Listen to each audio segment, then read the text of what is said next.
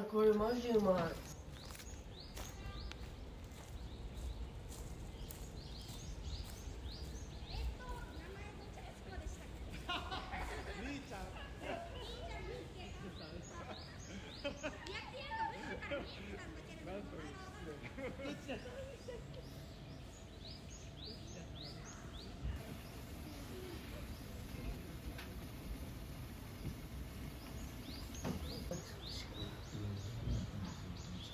いや今普通になんだっけ6波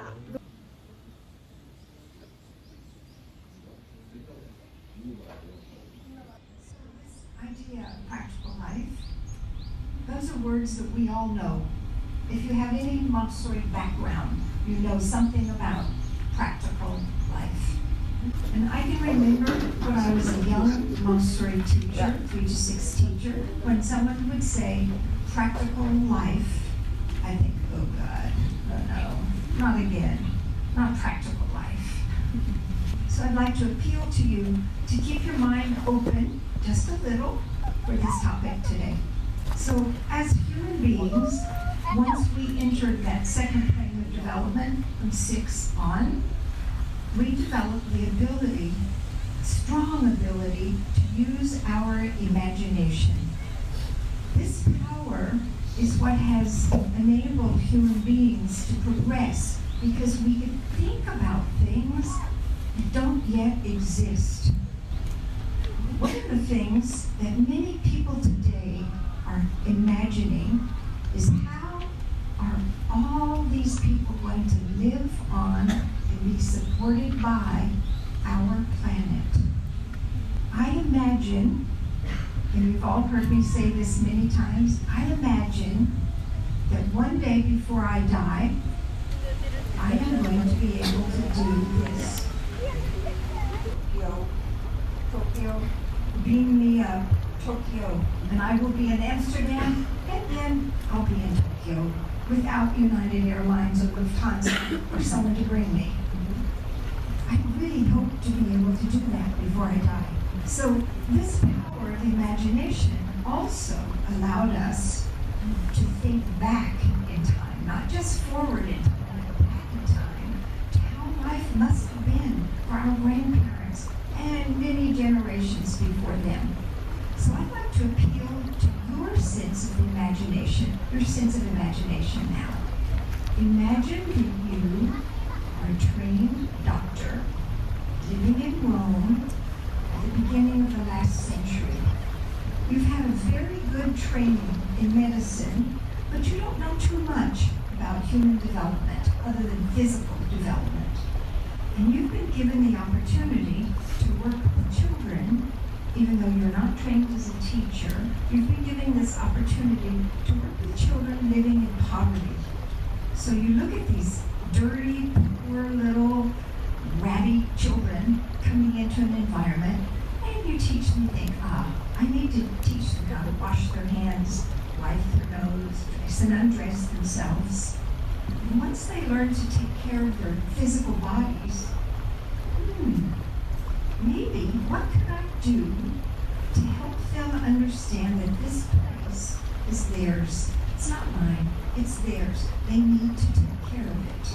So in order for them to take care of this space, you're going to have to go shopping. You need a small broom, or to get a small broom made, some small cloths, maybe some small furniture. So you really have to think around what was given to you. How can I make this possible for the children? Wouldn't it be nice if there were some flowers that the children could arrange to put on the lunch tables to beautify this environment we're living in? Now you really have to, if you've never been to Italy, now you really have to use your imagination, because very old Italian houses have very large doors, and around the keyhole is a brass plate. And that brass plate has become very tarnished, which brass does. What can I do so the children could polish that brass plate? And those silver candlesticks I found in the recycle shop are very tarnished. They also need to be polished so we could use them at lunchtime. And once the children have had lunch, using proper table linens. Those linens need to be washed and ironed and folded. What would I have to do to make it possible for children to do that?